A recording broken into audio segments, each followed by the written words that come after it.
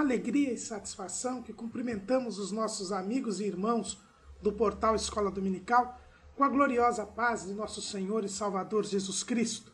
Estamos dando início a mais uma pré-aula, como ficou conhecida esta ferramenta que o portal Escola Dominical disponibiliza aos nossos amigos e irmãos no início da semana para dar condições aos irmãos para que possam, durante a semana, estudar a lição.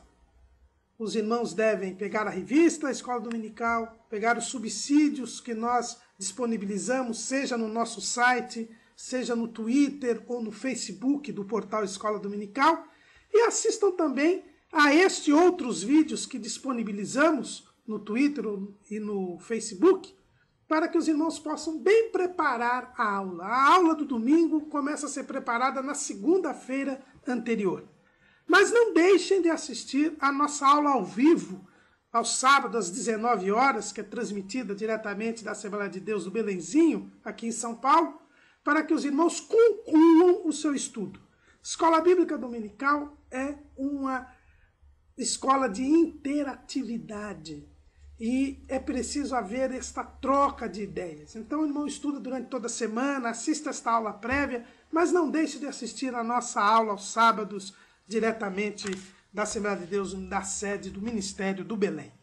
Esse trimestre nós estamos estudando a respeito dos 12 profetas menores, advertências e consolações para a santificação da Igreja de Cristo.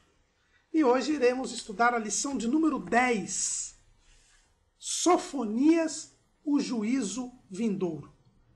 Nós estamos já no 9º profeta menor, e Sofonias é o último profeta que, de antes do cativeiro da Babilônia.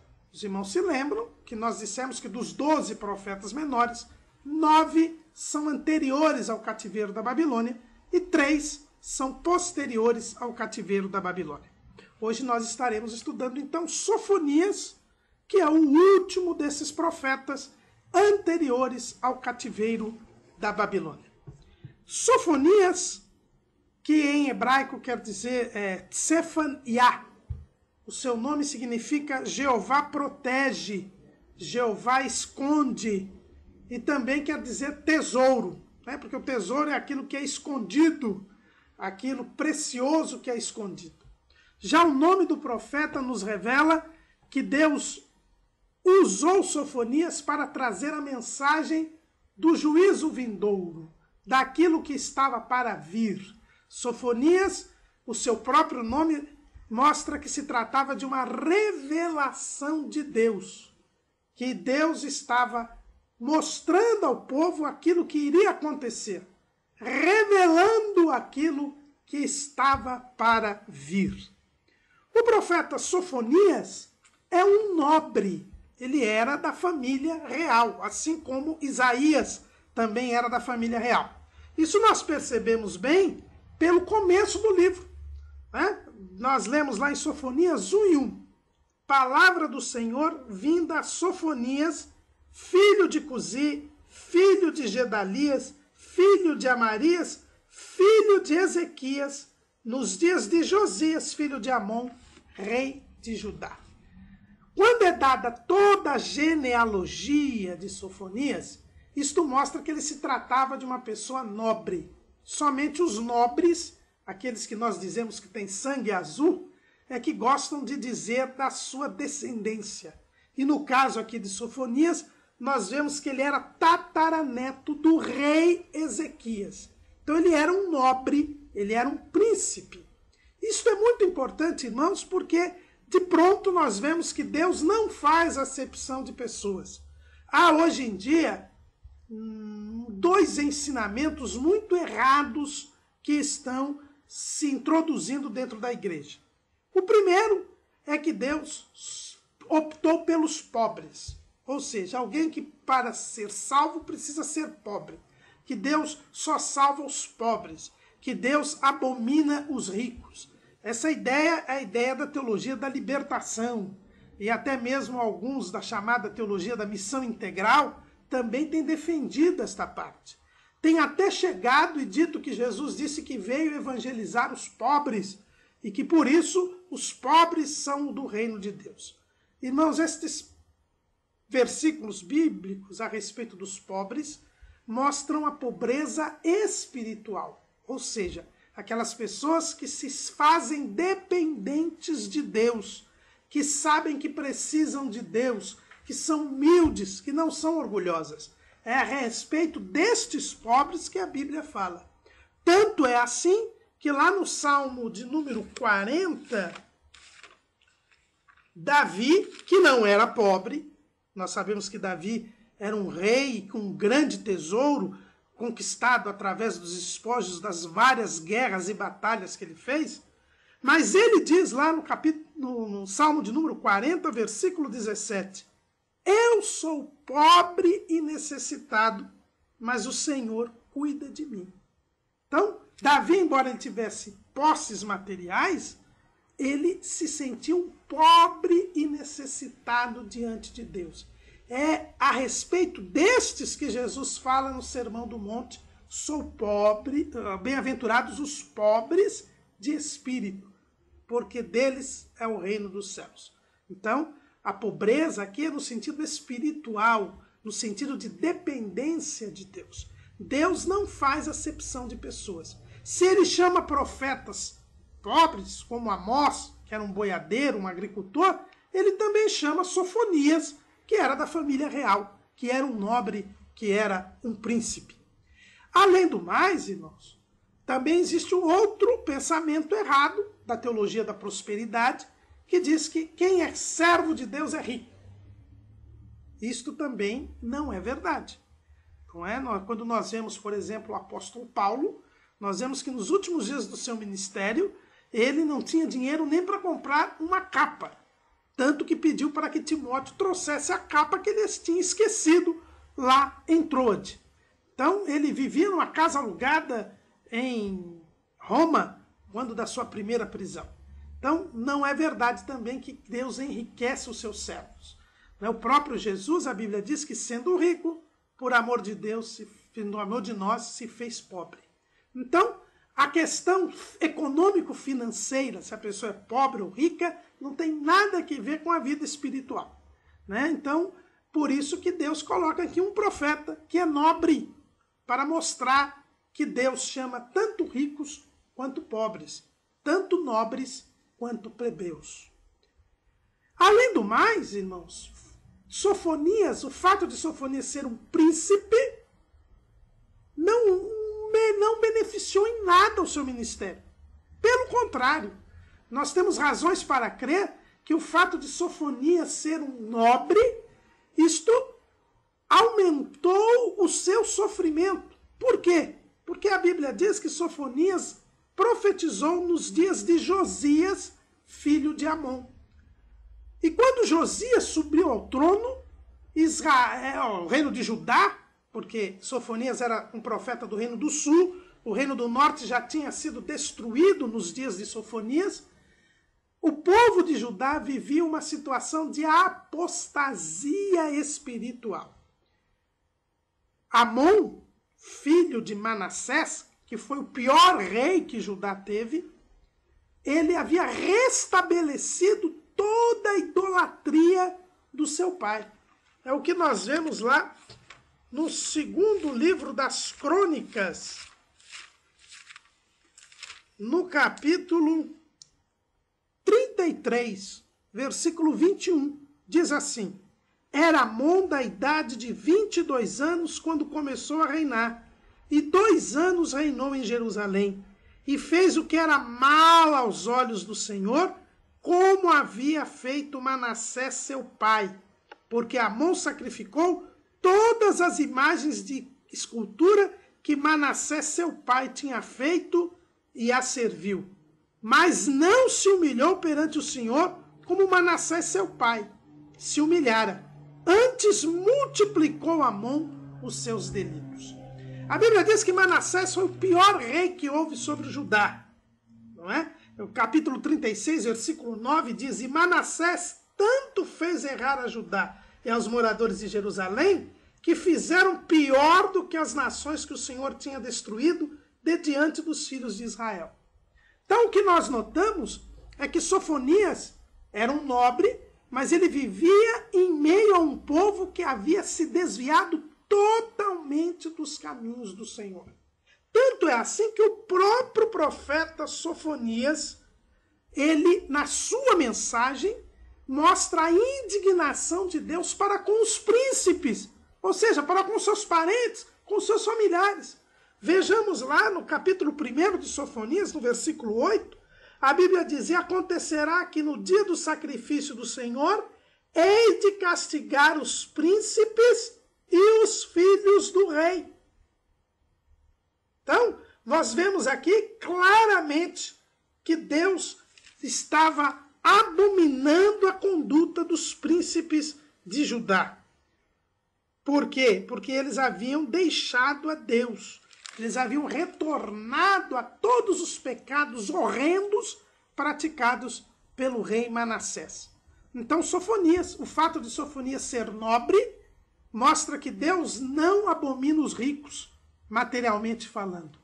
Mas também o fato de Sofonias ser príncipe não melhorou em nada nem beneficiou o seu ministério. Pelo contrário, ele estava num ambiente adverso. Ele estava falando a mensagem de Deus em meio a um povo que havia se esquecido completamente do Senhor. O livro de Sofonias ele pode ser dividido em 3 partes. O setor de educação cristã, aqui na página 70 do livro da Revista do Mestre, divide aí em 3 partes o livro de Sofonias e nós, desta feita, seguimos aqui essa divisão. A primeira parte fala sobre o temível dia do Senhor, que vai do capítulo 1 até o versículo 3 do capítulo 2. Então, de Sofonias de 1 até 2 e 3. A segunda parte fala sobre as profecias contra as nações e envolve o restante do capítulo 2, versículos 4 a 15.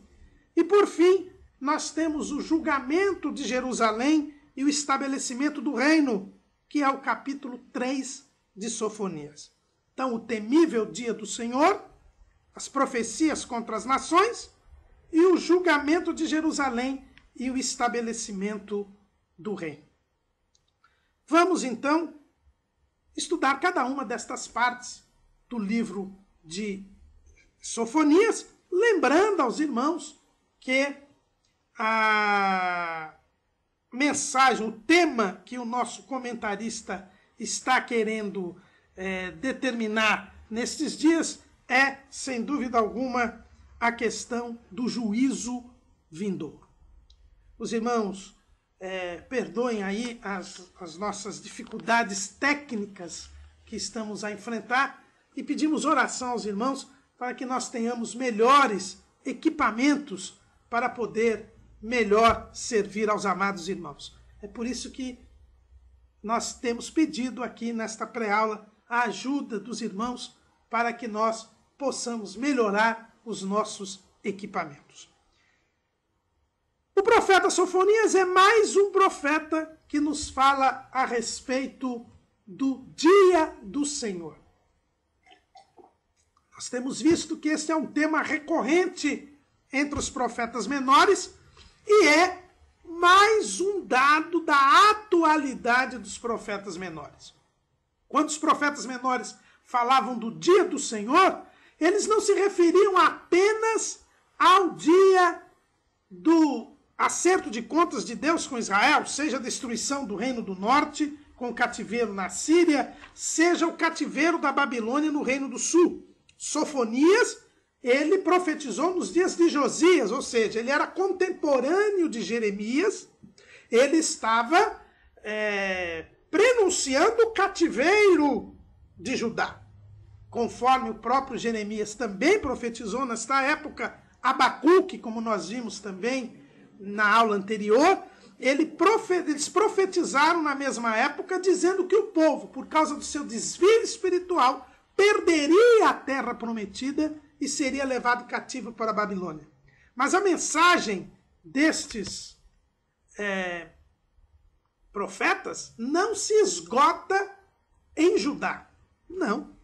Nós vimos que o próprio Abacuque disse que Babilônia seria castigada no futuro, e nós vemos no livro de Apocalipse que esse sistema mundial gentílico, que é rebelde a Deus, é chamado de Babilônia. E também o julgamento de que fala aqui o profeta Sofonias, a exemplo também do que falou o profeta lá, que falou sobre o vale de Josafá, no profeta Joel, nós vemos que todos eles falam de profecias que se tipificam no cativeiro da Babilônia, mas que também dizem respeito aos últimos dias, porque Deus irá extirpar o mal desta terra. E isto ainda não aconteceu. Isto vai acontecer depois, no final da grande tribulação, quando Deus resgatar Israel, quando Deus, então, completar a história de Israel. O profeta Daniel deixou isso bem claro.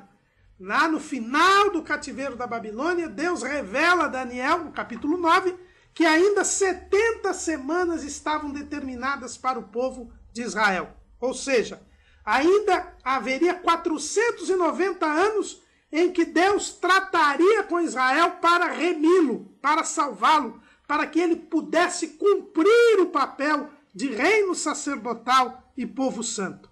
E esses 490 anos, quando chegaram a 483 anos, quando Jesus entrou em Jerusalém, montado no jumentinho, esse tempo parou, porque Israel rejeitou o Salvador.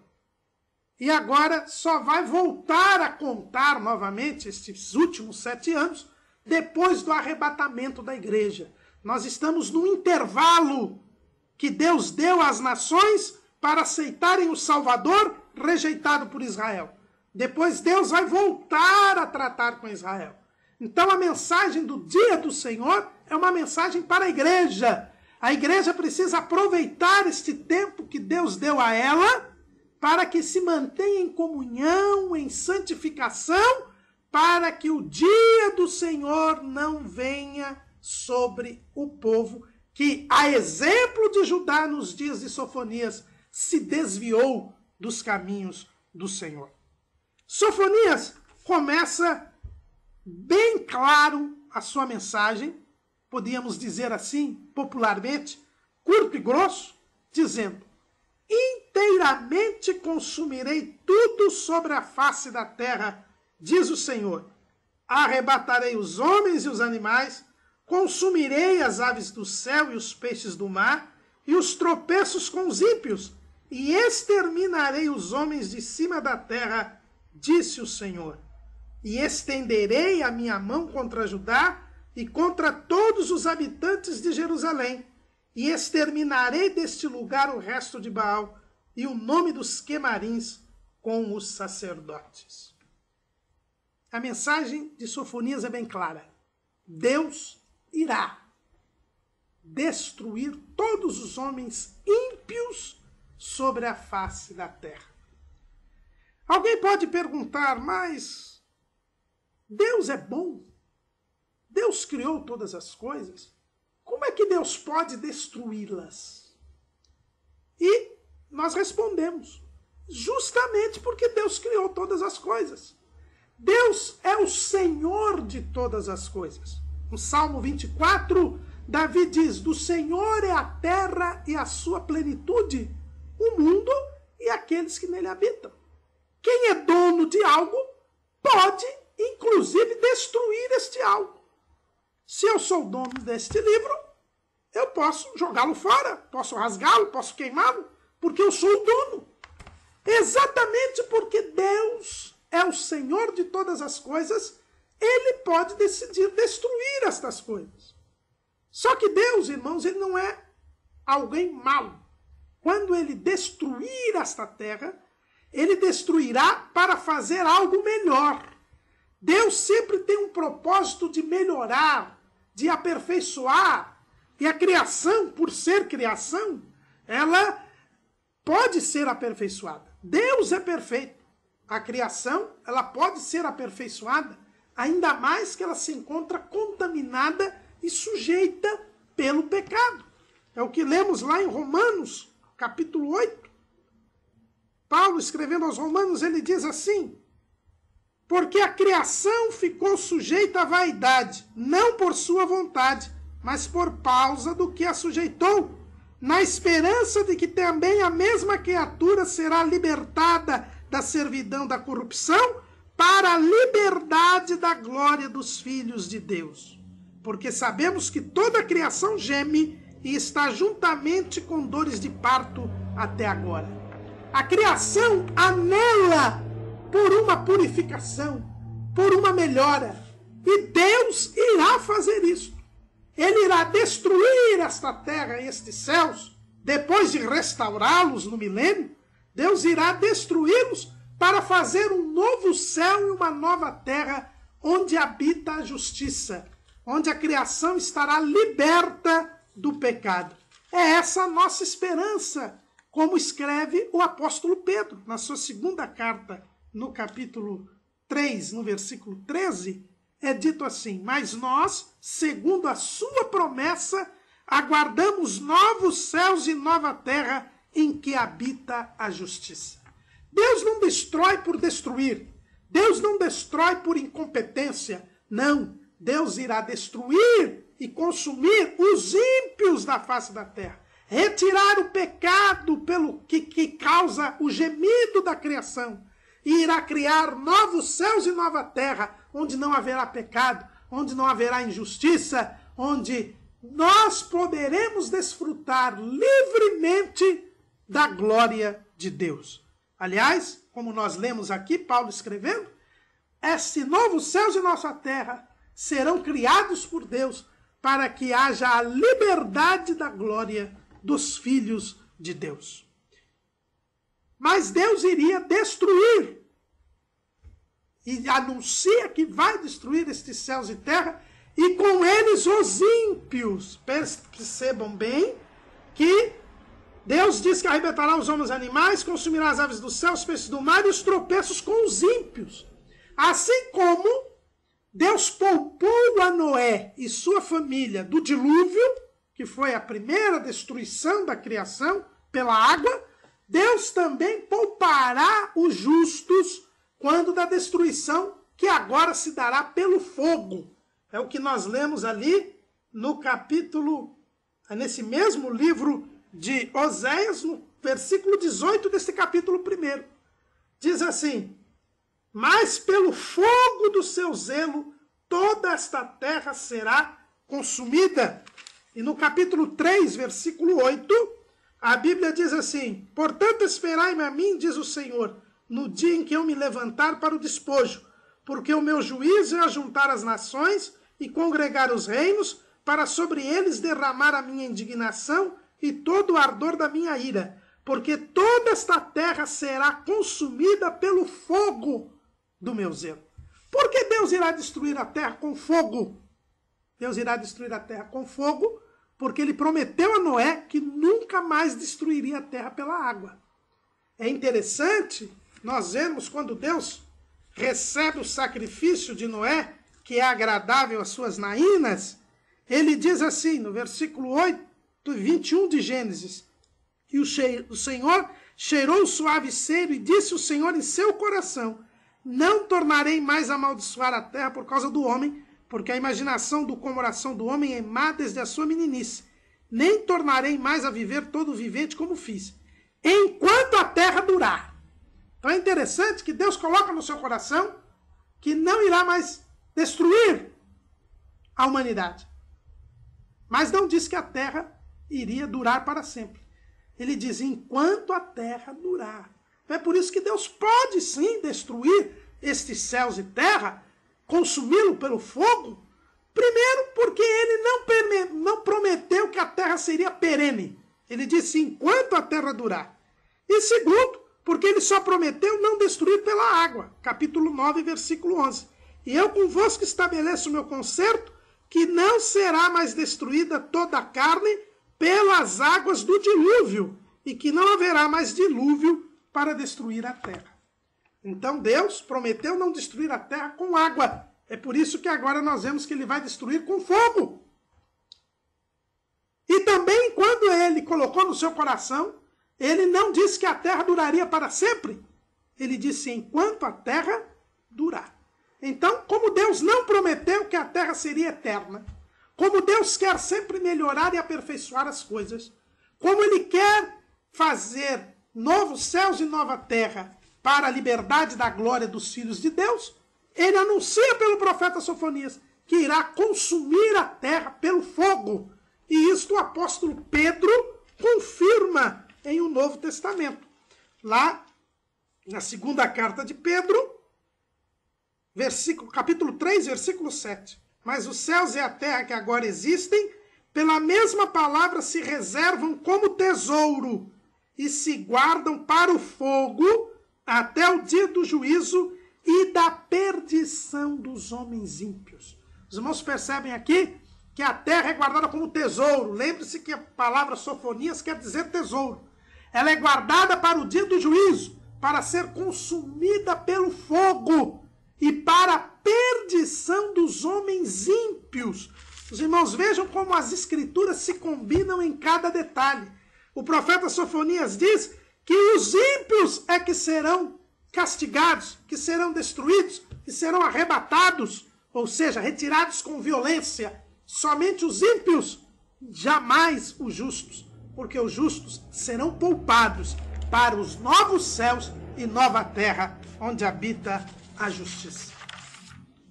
Após anunciar a destruição, com este objetivo de purificação, não é a destruição pela destruição, Sofonias indica que estenderia a sua mão contra Judá. Então os irmãos percebem bem, o juízo vindouro avança a todas as nações, como nós lemos ali no capítulo 3, versículo 8. O Senhor consumiria toda a terra.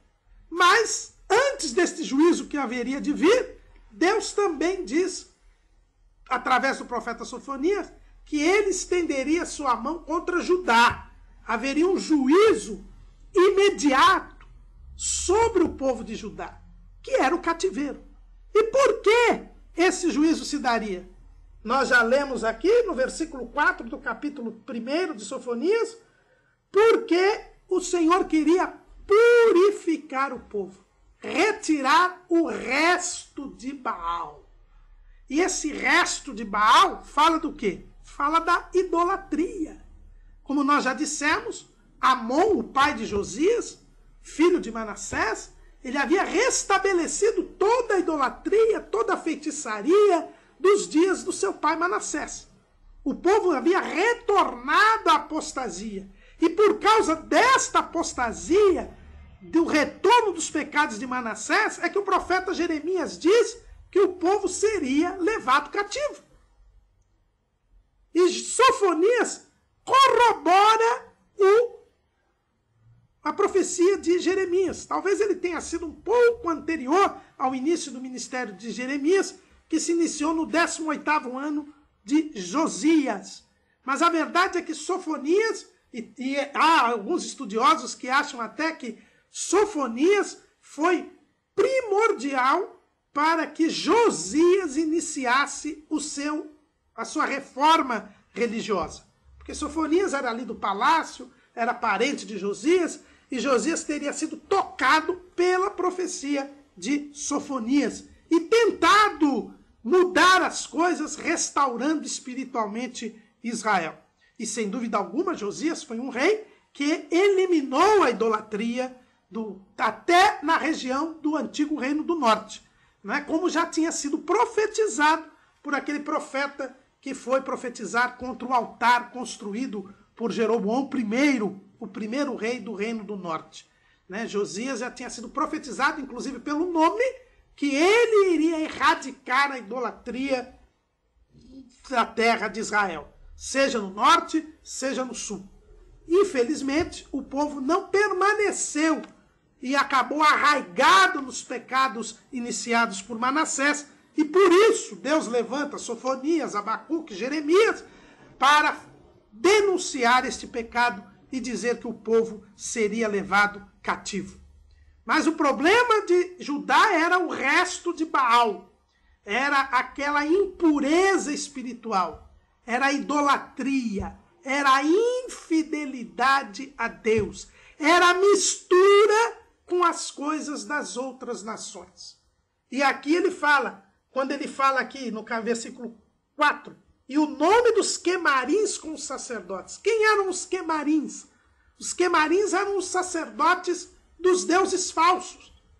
Eram os sacerdotes pagãos, eram os sacerdotes dos ídolos que eram cultuados pelos judaítas. Então, o que Deus queria, iria levar o povo para o cativeiro para curar o povo da idolatria. E isso resolvemos. Hoje, vocês encontram os judeus, eles não aceitam a Jesus, mas eles não são idólatras. É um povo que rejeita completamente a idolatria. Que não há imagens, que não há ídolos. Eles são radicais neste ponto. Por quê? Porque eles foram curados por Deus no cativeiro da Babilônia. Deus realmente lançou o povo em Babilônia para libertar o povo de Israel, o povo de Judá, para libertá-lo do resto de Baal e desta associação entre quemarins e sacerdotes. Daí nós aprendemos, irmãos, que quem não se separar do pecado, quem não se separar dos costumes e da mentalidade do mundo, vai ser destruído com os ímpios. Por isso que o escritor aos Hebreus diz que sem a santificação, ninguém verá o Senhor. Será que não há um resto de Baal na sua vida, meu irmão? Será que não há um resto de Baal na minha vida? Será que nós estamos cultuando a Deus com coisas do mundo? Será que nós não estamos cultuando a Deus usando estratégias, usando liturgias, usando músicas, usando coisas mundanas? Era isto que acontecia nos dias de Judá. Os quemarins se misturavam com os sacerdotes. Havia um resto de Baal. E por causa disto, Deus disse que iria lançar a sua mão contra Judá. Meus irmãos, Deus não muda. Tiago diz que nele não há sombra de variação. Deus continua abominando o mundanismo e não tolera nem aceita que nós misturemos no nosso culto a Deus, na nossa vida espiritual, coisas do mundo. Por isso, eliminemos o resto de Baal das nossas vidas, das nossas igrejas locais. Não nos misturemos com os quemarins, para que Deus não venha lançar o seu juízo contra nós. O desvio espiritual que vivia o povo de Judá nos dias de Sofonias é bem caracterizado pelo profeta Sofonias. Esta apostasia que fala, né? Aliás, a palavra apostasia aparece mais vezes no Antigo Testamento, no livro de Jeremias, retratando exatamente os mesmos dias de Sofonias, porque eles são dois profetas contemporâneos. Pois então, a apostasia, ela é bem caracterizada aqui no livro do profeta Sofonias. Por que Deus iria lançar o juízo sobre os ímpios, sobre Judá? Porque ele tinha se desviado dos caminhos do Senhor. E o que é que caracteriza o desvio espiritual? Em primeiro lugar, é o envolvimento com as coisas do pecado, com as coisas pecaminosas, que leva a uma insensibilidade espiritual. Aquele que apostata da fé, ele se envolve com o pecado de tal maneira que ele já não ouve, que ele já não sente a presença de Deus. Que ele fica indiferente a Deus. Era essa a situação. O profeta Sofonias, ele diz isso. Capítulo 1, versículo 8. E acontecerá que no dia do sacrifício do Senhor, eis de castigar os príncipes e os filhos do rei, e todos os que se vestem de vestiduras estranhas. Castigarei também naquele dia todos aqueles que saltam sobre o umbral, que enchem de violência e engano a casa dos seus senhores. Então, o que havia naqueles dias? Tanto os príncipes quanto os filhos dos reis, eles pulavam o muro, pulavam a cerca, como diz o povo por aí. Eles transgrediam os caminhos do Senhor. Eles não respeitavam os limites da palavra de Deus, da lei do Senhor. Eles faziam aquilo que Deus dizia que não se devia fazer. E eles se envolveram de tal maneira, a Bíblia diz, que eles não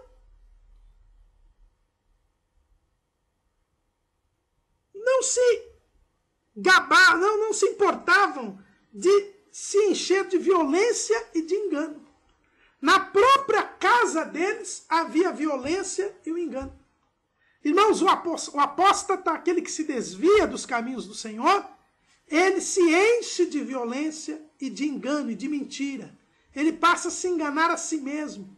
Ele acha que ele pode fazer o que ele quiser e que Deus vai aceitá-lo desta mesma maneira. Mas o profeta Sofonias diz aqui que é ruim quem se veste de vestidura estranha. Irmãos, nossas vestes são as vestes da salvação. O profeta Isaías diz que o Senhor nos vestiu com as vestes da salvação. O próprio Jesus falando à igreja que estava em Sardo, lá no livro do Apocalipse, diz que nós devemos ter vestes brancas, senão nós não somos dignos de andar com Deus. Nós não podemos pecar, não podemos viver pecando. Nós temos que estar com as nossas vestes lavadas no sangue de Jesus. Só vai entrar no céu aqueles cujas vestes estiverem lavadas no sangue do Cordeiro. Está escrito lá no capítulo 22 de Apocalipse. Mas aqueles homens estavam com uma vestidura estranha. Com veste estranha, você não pode participar das bodas do Cordeiro. Não pode participar da comunhão com Deus. Como estão as suas vestes? Aquele que se desvia dos caminhos do Senhor passa a vestir vestes estranhas. Não mais pauta pela modéstia, não mais pauta pela simplicidade, não mais pauta pelo temor a Deus. Faz o que todo mundo faz. Adota o modelo de vida dos outros, daqueles que não conhecem a Deus, daqueles que não se comprometem com Deus. Como é que nós estamos, irmãos? E isso envolve, inclusive, o aspecto material das vestes. Se as suas vestes espirituais são estranhas, você também vai se vestir da mesma maneira que o mundo se veste. Você também vai se apresentar da mesma maneira que o mundo se apresenta. Cuidado, meu querido e amado irmão. A segunda característica da apostasia que nós vemos aqui em Sofonias e que leva ao juízo de Deus é a vida dupla. Nós encontramos isso no capítulo 1 de Sofonias, versículos 5 e 6.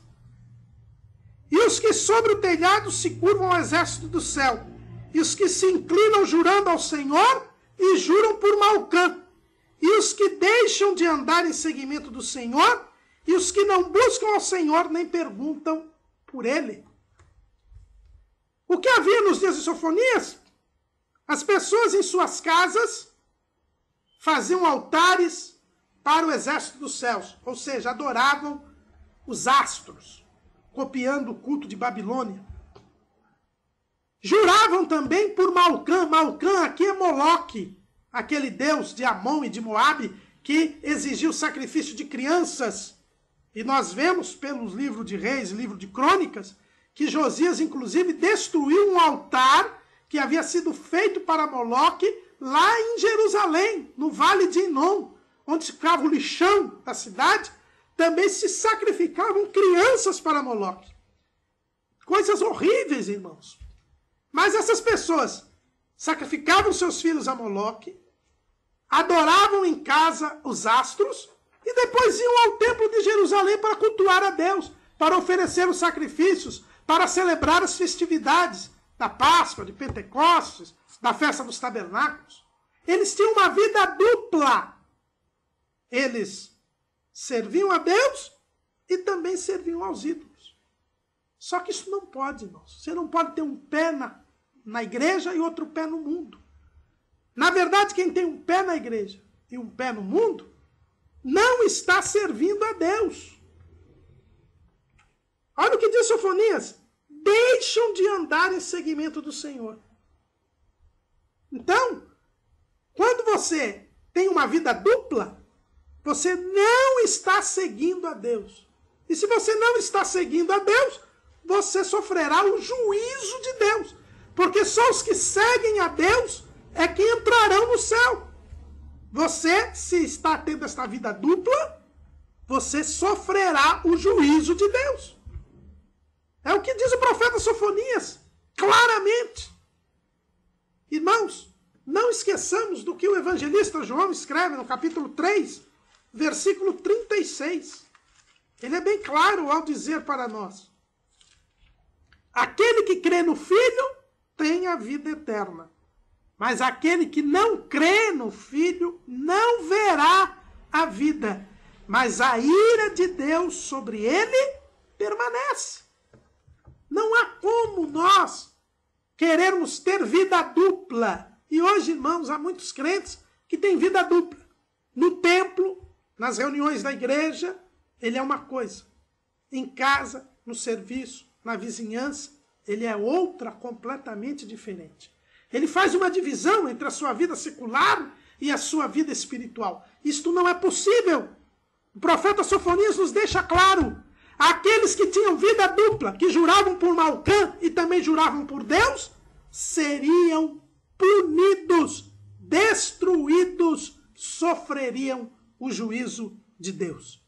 A outra característica que nós temos da apostasia e que levaria ao juízo de Deus, o profeta Sofonias nos diz que é a falta de comunicação com o Senhor.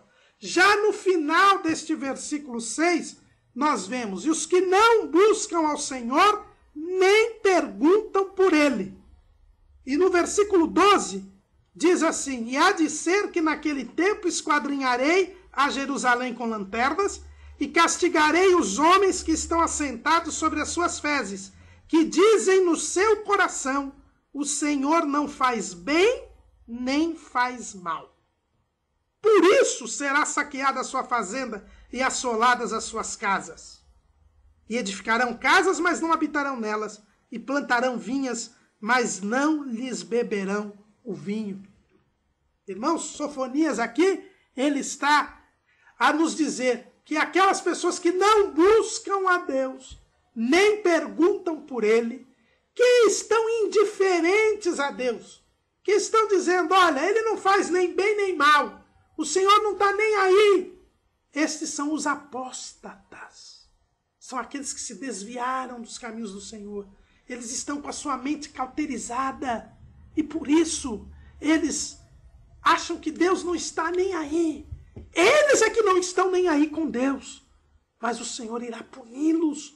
O Senhor irá destruí-los. O Senhor irá lançar a sua ira sobre eles. Irmãos, será que nós temos buscado a Deus? O apóstata, ele já não tem vontade de orar. Ele não tem vontade de ouvir a palavra. Ele não tem vontade de ler a palavra. Ele não quer louvar a Deus. Ele não quer ter um momento de intimidade com Deus, porque ele está distante de Deus. Ele vê o Senhor de longe. São estas pessoas, irmãos, que estão colocando na vida das igrejas locais uma série de atividades, de confraternizações, de folguedos, única e exclusivamente para que as pessoas não tenham mais tempo para orar, para buscar a Deus, buscar o batismo com o Espírito Santo, buscar os dons espirituais, para se consagrar. São pessoas que transformaram os cultos em shows. Por quê? Porque elas já não têm comunicação com Deus. Elas estão distantes de Deus e não querem se aproximar de Deus. Infelizmente, muitas igrejas locais estão sendo dirigidas e guiadas por estas pessoas. E Deus está cada vez mais distante delas.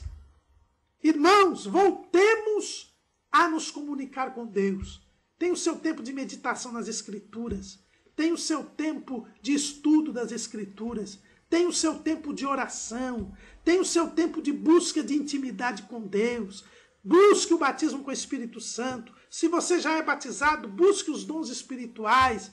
Irmãos, deixemos as coisas do mundo que tem ocupado o nosso tempo e nos voltemos a Deus, porque o apóstata, aquele que se desvia e aquele que sofrerá o juízo divino, ele tem como característica o estar distante de Deus, não buscar ao Senhor, nem perguntar por Ele. E a quarta característica do apóstata, que é aquele que sofrerá o juízo divino, o profeta Sofonias diz que é a falta de vergonha. Capítulo 2, versículo 1. Congrega-te, sim, congrega-te, ó nação, que não tens desejo, mas outra tradução diz que não tens vergonha. Antes que saia o decreto e o dia passe como a pragana, antes que venha sobre vós a ira do Senhor, sim, antes que venha sobre vós o dia da ira do Senhor. Irmãos, a falta de vergonha. Vergonha aqui significa pudor, temor a Deus. Não é medo, como nós já dissemos na aula passada, mas é o respeito, a obediência, a reverência a Deus. Nós somos santificados pelo temor a Deus. Está lá na segunda carta de Paulo aos Coríntios, capítulo 7, versículo 1. Ora, amados, pois que temos tais promessas, purifiquemo-nos de toda a imundícia da carne e do espírito, aperfeiçoando a santificação no temor de Deus.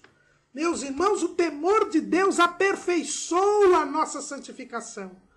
Se nós formos reverentes ao Senhor, obedientes a Deus, se não misturarmos coisas do mundo na adoração a Deus, se formos consagrados ao Senhor, se buscarmos um tempo para orar, para ler a palavra, se respeitarmos as coisas santas, se participarmos dignamente da ceia do Senhor, certamente nós teremos vergonha e o Senhor estará com a sua mão sobre nós. É o que diz o profeta também, mas escriba Esdras. Né? Esdras, a Bíblia nos fala lá no capítulo 8, no versículo 22. Porque me envergonhei de pedir ao rei exército e cavaleiros para nos defenderem do inimigo no caminho, porque tínhamos falado ao rei dizendo, a mão do nosso Deus é sobre nós, todos os que o buscam para o bem, mas a sua força, a sua ira, sobre todos os que o deixam.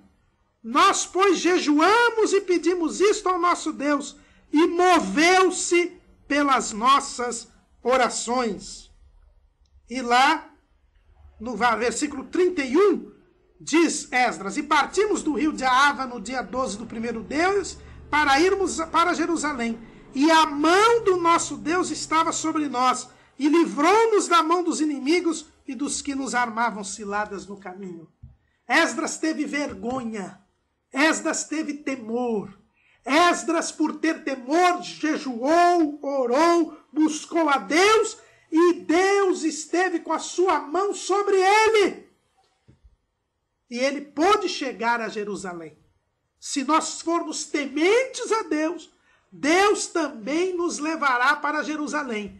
Não a Jerusalém terrestre que Esdras foi levado, mas a Jerusalém celestial que nos aguarda. Se nós tivermos vergonha, tivermos temor, tivermos pudor, se nós formos reverentes com as coisas de Deus. Mas hoje, irmãos, muitas pessoas estão profanando as coisas de Deus, misturando as coisas do mundo com as coisas de Deus, transformando cultos em shows, transformando as coisas sagradas em coisas banais. E com isto, o juízo de Deus irá sobre eles. Olha o que Esdras disse. Aqueles que buscam a Deus, o Senhor guarda, o Senhor livra. Mas aqueles que deixam a Deus, a força e a ira de Deus vem sobre eles. Esdras aqui confirma, então, a palavra de Sofonias. Vemos, então, que Sofonias mostra sobre quem viria o juízo. O juízo viria sobre aqueles que se desviaram. E os que se desviaram eram caracterizados pelo envolvimento contínuo com as coisas pecaminosas, por uma vida dupla, por uma falta de comunicação com o Senhor e por falta de vergonha.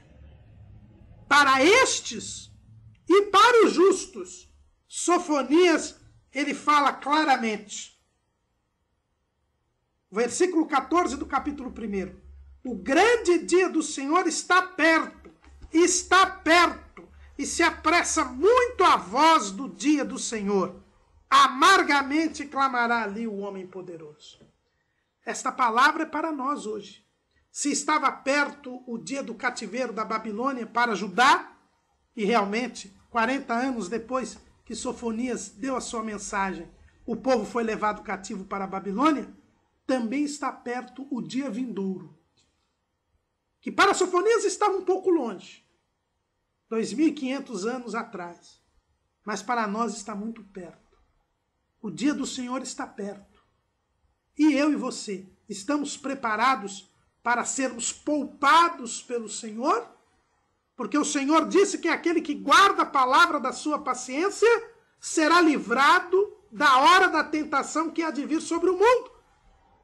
É a promessa que Jesus deu para a igreja de Filadélfia, que representa a igreja do arrebatamento, lá em Apocalipse 3:10. Mas você está preparado? Quando Sofonias diz o dia do Senhor está perto, está perto. Você está preparado? Todos os sinais da vinda de Jesus já estão se cumprindo. Não falta mais nenhum. Você está preparado? Ou você tem dúvida?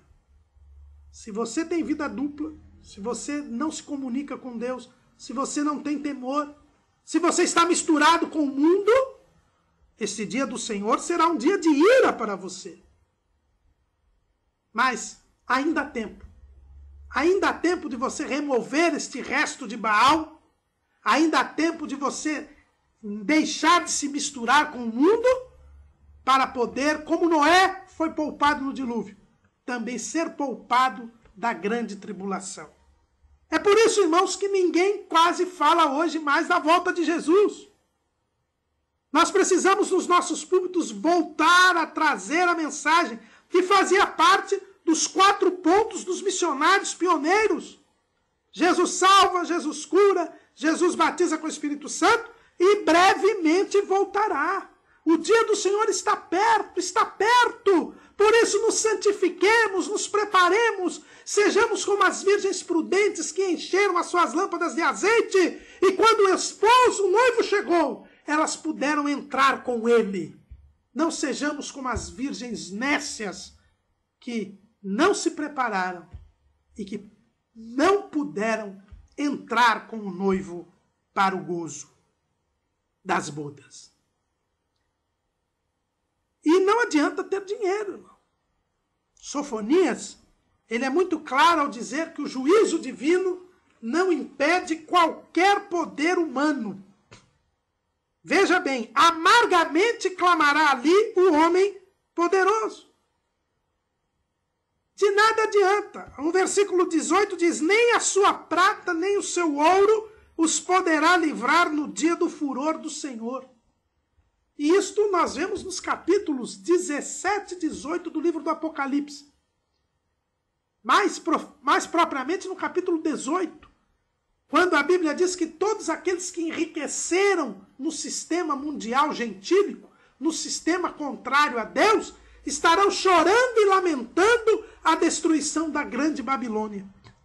De nada adianta eles serem ricos, porque no dia do juízo do Senhor, a prata e o ouro não os poderá livrar do furor do Senhor.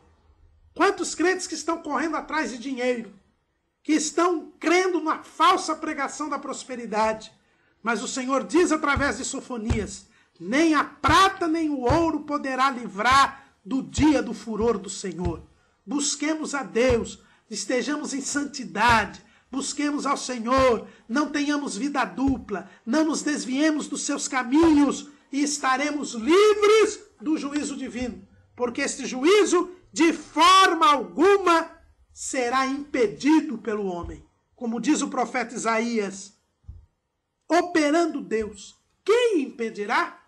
Como é que eu posso escapar deste dia da ira, deste dia do juízo? O profeta Sofonias, mostrando que Deus não tem prazer em lançar o seu juízo, ele quer livrar as pessoas, ele diz como é que eu posso escapar.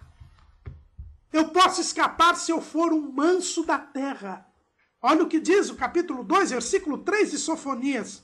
Buscai ao Senhor, vós todos os mansos da terra, que pondes por obra o seu juízo.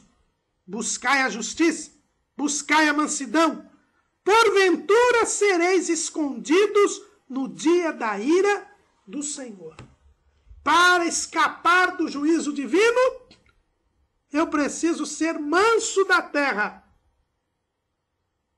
Eu preciso buscar a justiça e buscar a mansidão. Eu preciso buscar a Deus. E o que é buscar a Deus? Buscar a Deus é buscar a justiça. E o que é buscar a justiça? É buscar cumprir a palavra de Deus. A justiça está na palavra de Deus. No Salmo 119, cujo tema é a palavra de Deus, nós vemos que a justiça é a palavra de Deus.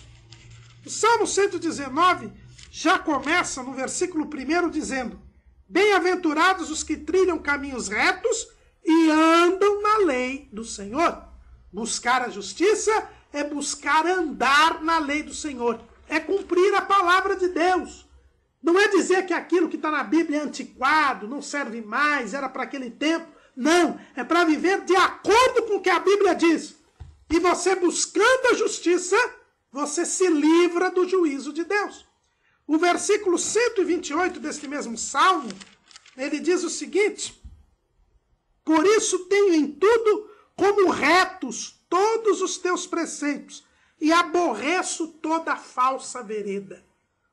A justiça é o caminho reto de Deus. Nós temos que odiar tudo aquilo que não está de acordo com a palavra de Deus. Versículo 137. Justo és, ó Senhor, e retos são os teus juízos. Andar de acordo com a vontade de Deus, cumprir a palavra de Deus, é buscar a justiça. O versículo 138, os teus testemunhos que ordenaste são retos e muitos fiéis. É por isso que Jesus diz que nós devemos julgar segundo a reta justiça e não segundo a aparência.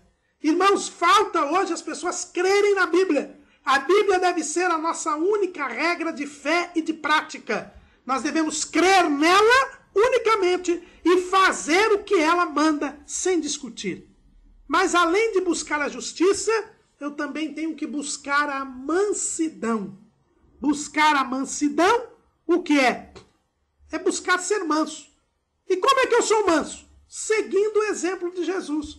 Jesus disse lá, no Evangelho segundo escreveu Mateus, capítulo 11, no versículo 29. Tomai sobre vós o meu jugo, e aprendei de mim, que sou manso e humilde de coração, e encontrareis descanso para as vossas almas.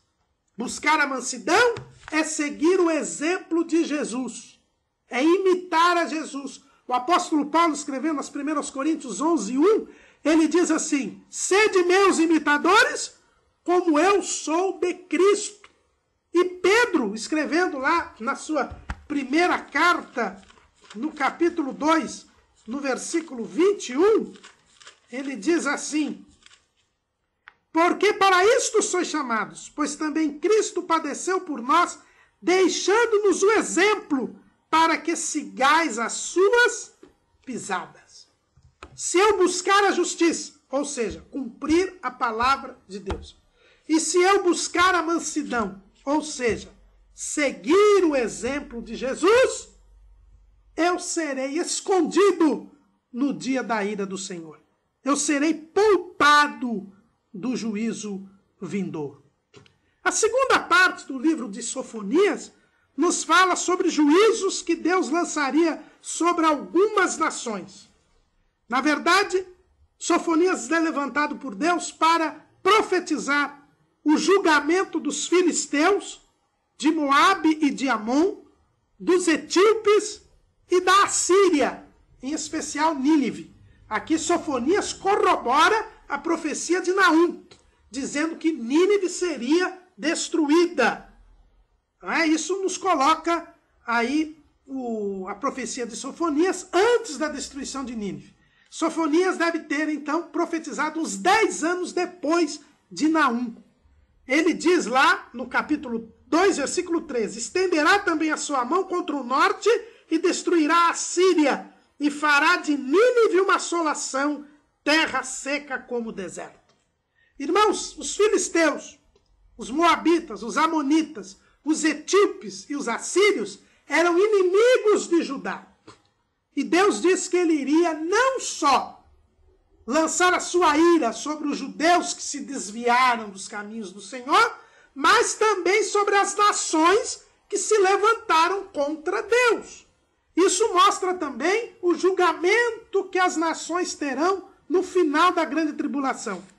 Todas as nações que se levantarem contra Israel durante a grande tribulação não entrarão no milênio, serão destruídas, assim como destruídos foram os filisteus, os moabitas, os amonitas, os assírios e os etíopes serão também destruídos, porque eles também se levantarão contra Deus. Então, esse juízo contra as nações mostra que o destino daquele que se desvia dos caminhos do Senhor é o mesmo destino dos inimigos do povo de Deus.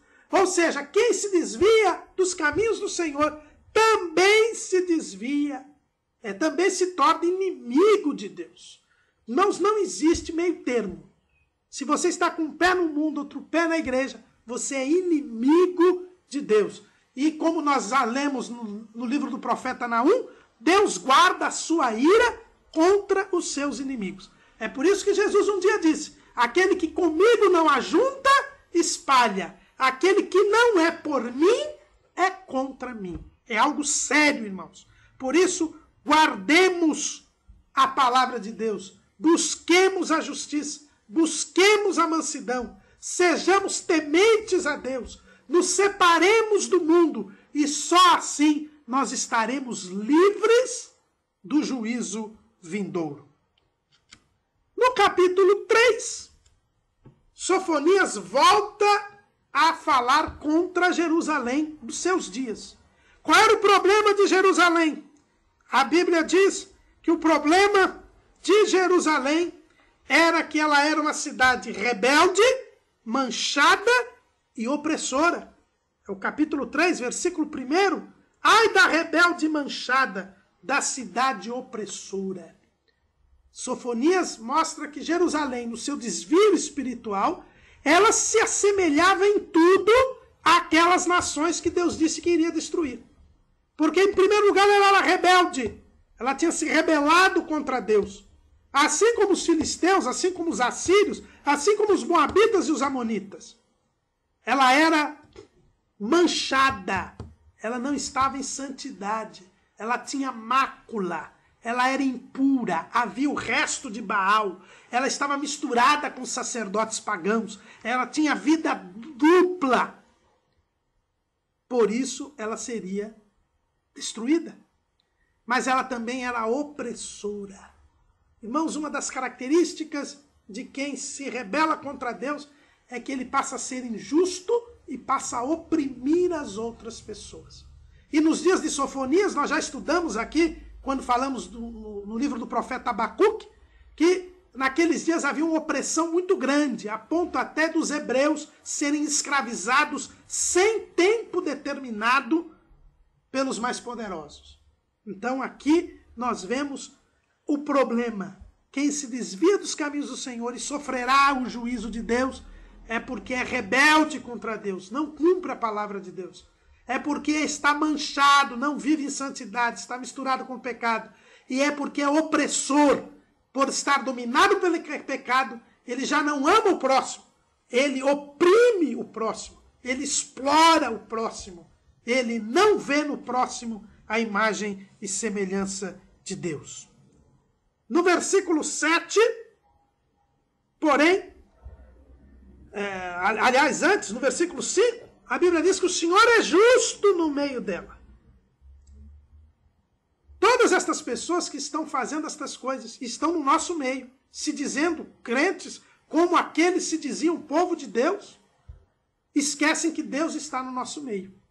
Onde estiverem 2 ou 3 reunidos no nome do Senhor, o Senhor está ali no meio. E o profeta Sofonias diz que ele não comete iniquidade e cada manhã traz o seu juízo à luz. Nunca falta. Mas o perverso não conhece a vergonha. Mais uma vez fala aqui da vergonha. Então, porque Deus está no meio do seu povo, ele irá lançar o juízo sobre todos estes apóstatas. Ele iria destruir Jerusalém como realmente destruiu Jerusalém. E todos os ímpios foram mortos. Só sobrou o remanescente. Deus diz que se levantaria contra as nações e contra os impenitentes, também de Judá, e lançaria o seu juízo.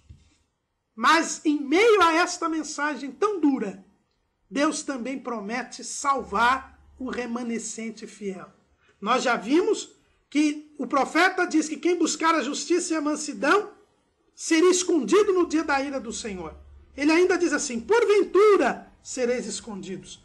Mas no capítulo 3, no versículo 13, ele diz assim, o remanescente de Israel não cometerá iniquidade, nem proferirá mentira, e na sua boca não se achará língua enganosa, porque serão apacentados e deitar-se-ão, e não haverá quem os espante.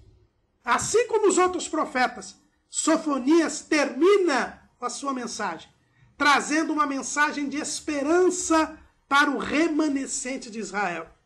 Esse remanescente seria salvo, seria guardado. Por quê? Porque ele se separou do pecado, porque ele buscou a justiça e a mansidão. Por isso, o dia do Senhor, que para os ímpios é um dia, diz lá, Sofonias no capítulo 1, versículo 15.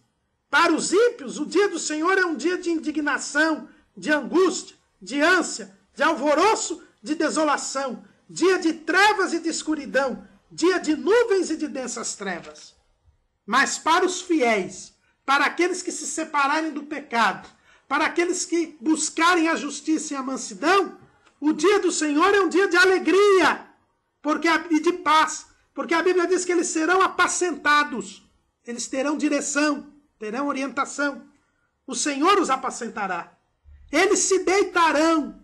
Aqui nós vemos o que Davi fala no Salmo 23. O Senhor é o meu pastor, nada me faltará. Deitar-me faz em verdes pastos. Guia-me mansamente a águas tranquilas. O dia do Senhor será um dia de paz, um dia de alegria, um dia de descanso. Diz o profeta, canta alegremente, ó filha de Sião, rejubila, ó Israel, regozija-te e exulta de todo o coração, ó filha de Jerusalém. O Senhor afastou os teus juízos, exterminou o teu inimigo. O Senhor, o Rei de Israel, está no meio de ti. Tu não mais verás mal algum. O dia do Senhor, para o fiel, é um dia de paz, de descanso, de alegria, de vitória. É o dia em que estaremos escondidos com Deus e nunca mais teremos nenhum mal. Será que é por isso que não se prega mais a volta de Jesus, nem o dia do Senhor? Será que é porque as pessoas, por não estarem em comunhão com Deus, ao terem notícia do dia do Senhor, lembram que este dia será um dia de ânsia, de angústia, de trevas? Mas se eu estou em comunhão com Deus, eu sei que esse dia do Senhor será um dia de paz, um dia de descanso, um dia em que eu estarei poupado e guardado da ira futura. Qual é a sua esperança, meu irmão? O profeta Sofonias nos convida a pensar. O que é o dia do Senhor para nós? É um dia de alegria, de paz e de descanso? Ou é um dia de angústia e de ânsia? Depende de cada um de nós. Porque para os fiéis, O Senhor diz: naquele dia, naquele tempo, salvarei a que cocheia, recolherei a que foi expulsa, e lhes darei um louvor e um nome em toda a terra em que forem envergonhados. Naquele tempo vos trarei, naquele tempo vos recolherei. Certamente vos darei um nome e um louvor entre todos os povos da terra, quando reconduzir os vossos cativos diante dos vossos olhos, diz o Senhor. O Senhor está no nosso meio para lançar a ira sobre nós? Ou Ele está para nos salvar, como diz no versículo 17 do capítulo 3? O Senhor teu Deus está no meio de ti, poderoso para te salvar. Depende de como você vive. Se você vive em comunhão com Deus, o dia do Senhor está perto. Está perto para nos dar alegria, paz e descanso. Mas se você está afastado de Deus, embora até se diga crente, o dia do Senhor é aterrorizante. Mas se arrependa hoje e passa a pertencer àquele povo que busca a Deus, que busca a justiça, que busca a mansidão.